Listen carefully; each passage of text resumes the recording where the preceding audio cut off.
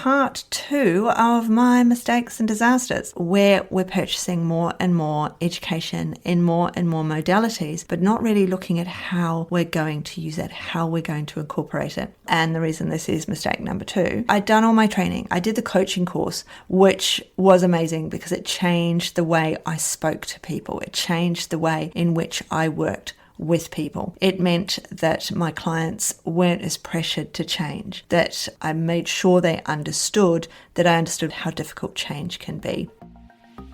Hello and welcome. Mentoring with Geraldine is a bite-sized practitioner podcast for naturopaths, nutritionists, herbalists, and practitioners. This podcast responds directly to your needs, the needs of the practicing natural therapist.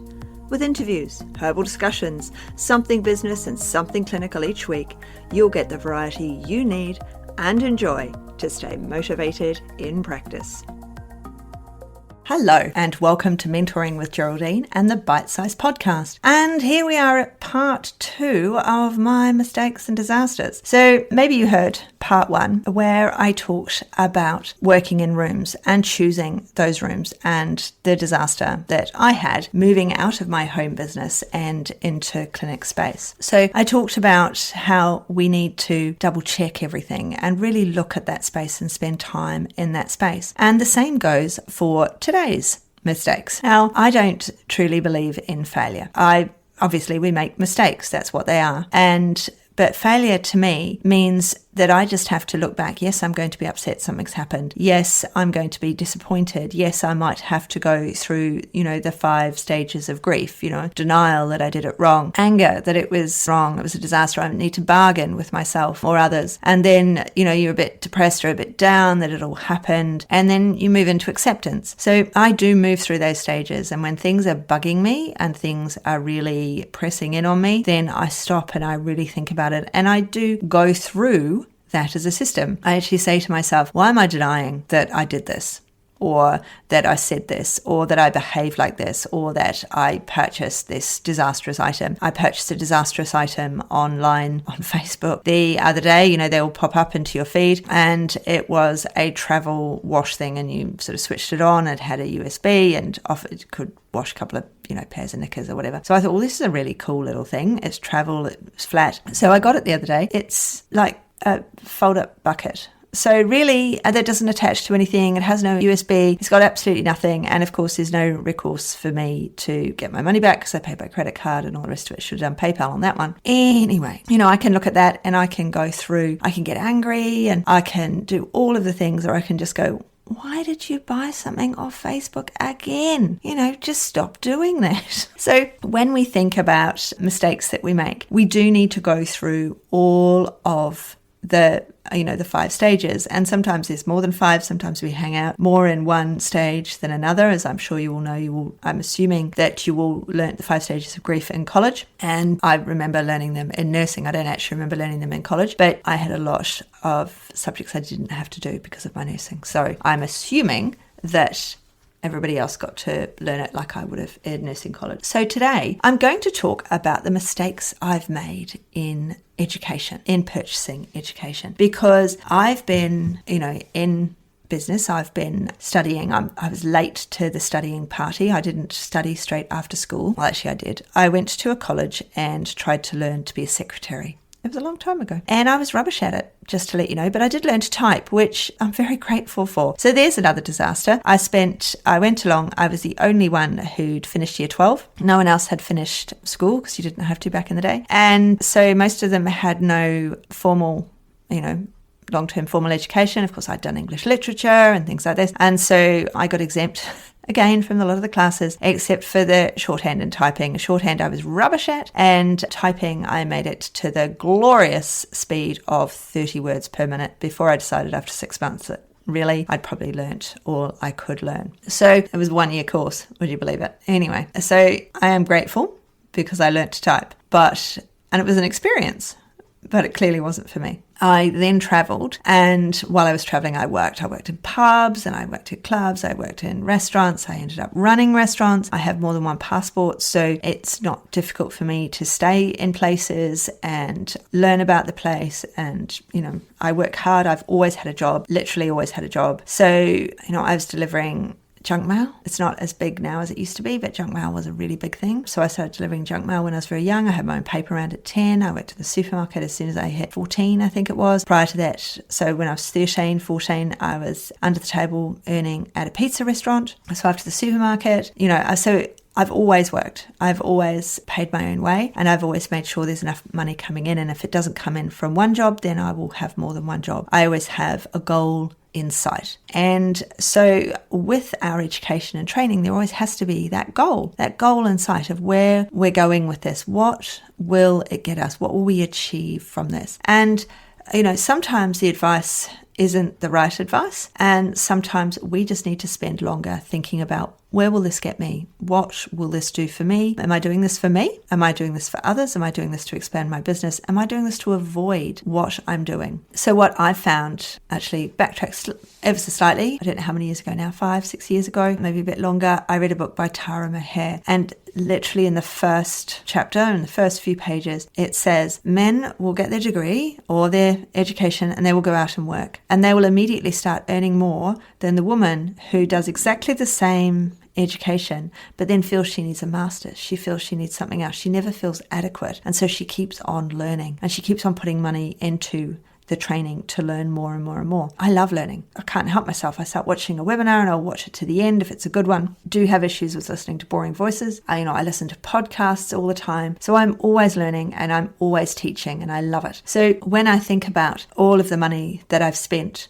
on education, the money that I've put into my education and to all the modalities, when I look back, how much have I really needed for what has ultimately become my profession as a naturopath? I needed my naturopathy. Because I'd come from nursing, I was very prescriptive with when I started out. So I was very, very prescriptive with what you're going to take this, you're going to do this, off you go, bye now. And well, they didn't do it. Why not? Because as a nurse, I'll only be saying, here, take this tablet. I wouldn't be saying, and you've got to exercise, and you've got to eat better, and you've got to do this, and you've got to do that. And there's all the lifestyle stuff, and, I'm changing their diet. And so I wasn't getting the results that I wanted. So a long time ago now, I did a coaching course. So originally, people who would follow through, who would do everything I asked, amazing percentage of success, but I was very prescriptive in my attitude. So I did a coaching course. It was a year-long coaching course. I never do anything by halves. So I did a year-long coaching course, and in that course, I realized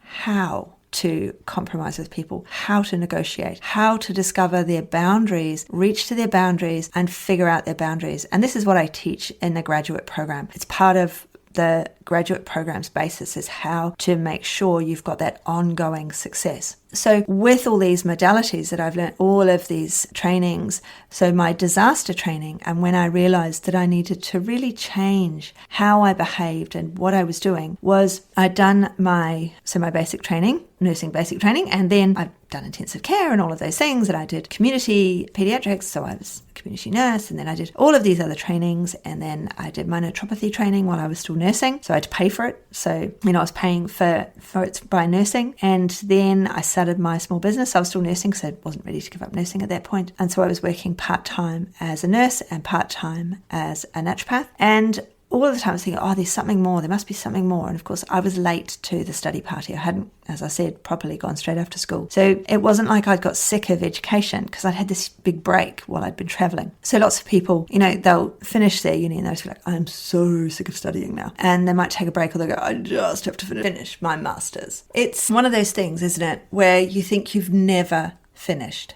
You just have to do more. Whereas the reality is we have to be selective. That's why I created the graduate program, to make sure that the people who train in naturopathy stay in naturopathy, so that they work in the way they want, or in nutrition or herbalism, in their coaching practice, whatever it may be, so that they stay where they are, and any additional education that they may choose, because I get asked all the time, what do you think of this? What do you think of that? Is the right way of doing it. So a great example, and the reason this is mistake number 2, is so I'd done all my training. I did the coaching course, which was amazing because it changed the way I spoke to people. It changed the way in which I worked with people. It meant that my clients weren't as pressured to change, that I made sure they understood, that I understood where they were coming from, that how difficult change can be. And that made a huge difference to my practice, to my paperwork, to what I was doing, to using motivational profiles, things like that. So it made a huge difference to the way I practiced. But at the same time, I was like, I'm not getting all the clients I want. And that's advertising, guys. And I wasn't doing any of it. So there were lots of aspects of my business that I wasn't really getting down to and looking at. And so our mistake number 2 is where we're purchasing more and more education in more and more modalities, but not really looking at how we're going to use it, how we're going to incorporate it. The graduate program makes sure that you're getting into your business, like what you've got now. And so we're focusing, and so we can look, you do actually. It really would be good for you to have another modality for that. You could do that training, but some trainings can wait. So some specializations can wait. What I see a lot of people doing is they qualify, and the first sort of group of clients they have in, it's all gut. So they do all this massive gut training, and then suddenly they start realizing that the people who are coming to see them, have changed. And yes, they have all this education on gut and gut health, and they're doing more and more, and they've signed up for the next course, and yet they've got all of these people suddenly with menopause. So, and that happens a lot when we first come out, is we're not really sure. We start to niche, but we're not really sure of our focus audience yet. And that's something that grows with time. It's,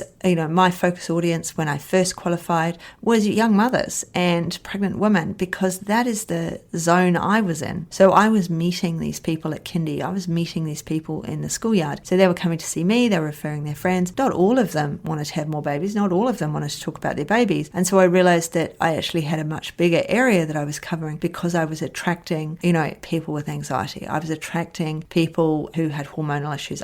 So, those are the areas that I then had to go and look at. But what was my disaster training? What was my mistake? Well, my mistake was I did my coaching, which was great. Then I did nothing for a little while, and I really wanted to learn hypnosis. This had been something that sort of tickled at me for a very long time. And you can learn hypnosis anywhere, really, but that is kind of the problem. It's just like you can buy an naturopathy course online for $20. It doesn't actually give you any of the insights or the proper training, some of these nasty courses. So eventually I was talking to a friend who's an anaesthetist, and here in Adelaide, the anaesthetics department run a hypnosis course. So they don't actually run it. It is actually the South Australian Hypnosis Association, but it's mainly run by doctors. So, and it was before I gave up my APRA registration, so I could study with them, because one of their limitations is you have to be APRA registered. I don't know why, but that was part of their training. So it was fantastic. It was a year long, and everything. You went through absolutely everything, and then we had to present our clients. We had to do X number of clients, which was easy. I have a lot of naturopathic clients who were all up,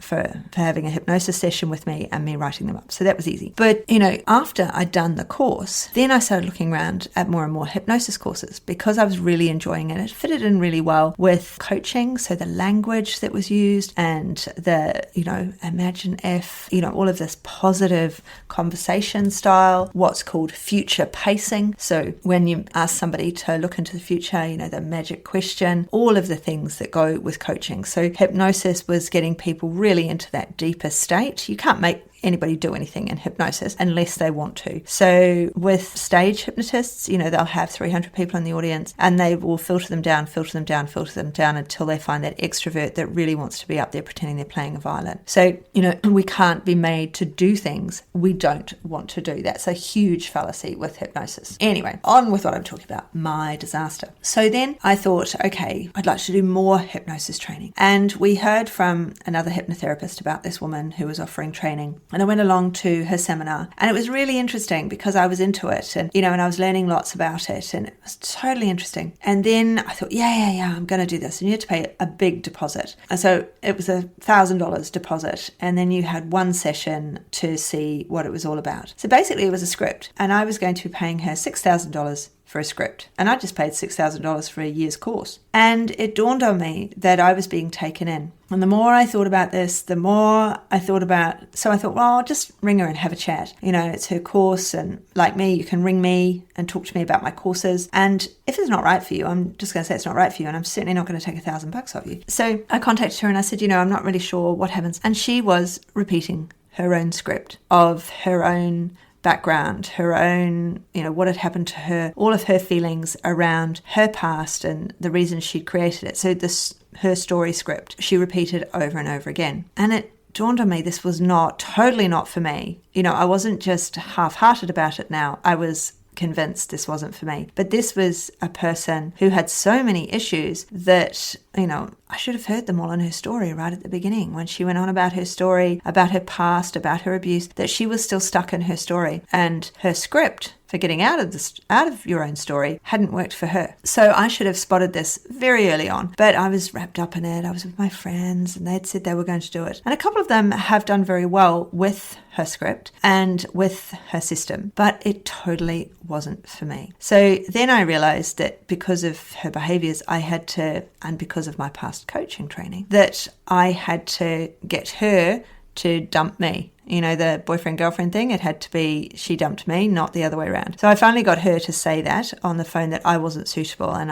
thank you so much for telling me I'm not suitable. That's really good to know. And she'd give me the money back. She never gave me the money back. But the moral of this story is your training accredited, and have you had that one-on-one with the person first before the training starts? So, you know, remember when you decided to go to college, you spoke to the intake people, didn't you? You went in and you went through everything, what you'd get at the end of it, how it all worked. So I'd gone to a talk with lots of people there, and I didn't think about it. And what I should have done, of course, was straight away was said, can I have, 15 minutes of your time, $6,000 of my money? I think I can have 15 minutes of your time to decide if I gel with you, if you're my person, because I had a 20-minute conversation with her in the end, and within 5 minutes I realized that it was not going to be right for me, totally not right for me. We didn't gel, we didn't sync, nothing was going to work. And then I had to figure out on my feet how to get out of it, and I'd already paid my $1,000. I never got my money back, even though she said, yes, you'd get your money back. I lost my $1,000. She didn't give it back to me. So spend the time, book the focus call if it's on offer. Really, do you need that? What is it going to give to you ultimately? Is that going to be the area in which you're going to stay? Is it accredited? My graduate program, you get CPD or CPA, whatever you want to call it for that, and it's independent as well. So that means that you can have your full independent hours if you're with, say, the NHAA. So you'll get your full hours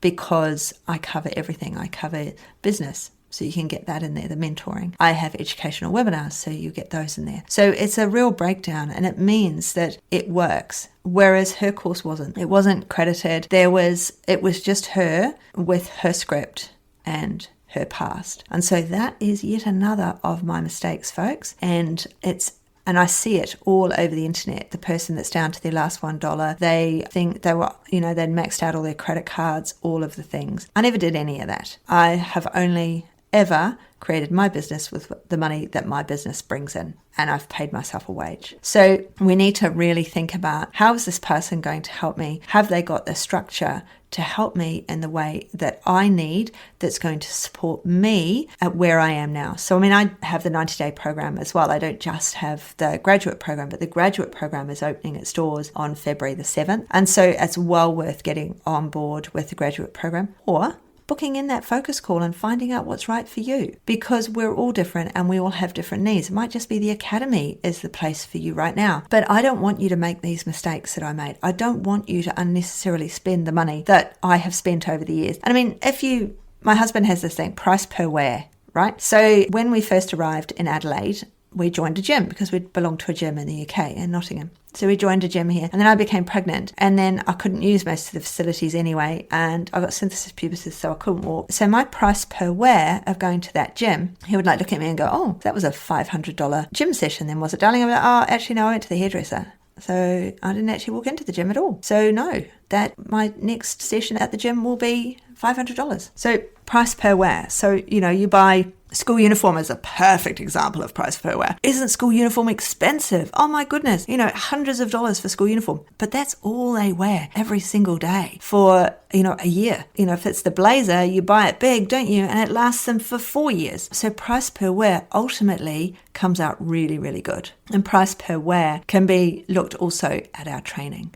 So if you go and you do your degree or your advanced diplomas or whatever they are in naturopathy or nutrition or herbalism, whatever it is, and you spend the money on the real education and then you go out and do the job, your price per wear is really worth it. We have to pay off our education, and that is ongoing. So even though I was nursing to pay for my education, my naturopathy and nutrition education at the time, I paid each class up front so that I didn't have to worry about it. It wasn't eligible for HECS anyway. So I paid for everything up front. But ultimately, that's money that I spent then that could have gone on something else. So I'm still paying for that education later on, really. Many of you are still paying for education later on because you've got HECS or you've got Austudy or whatever it is that you've used. I wasn't eligible for any of those things.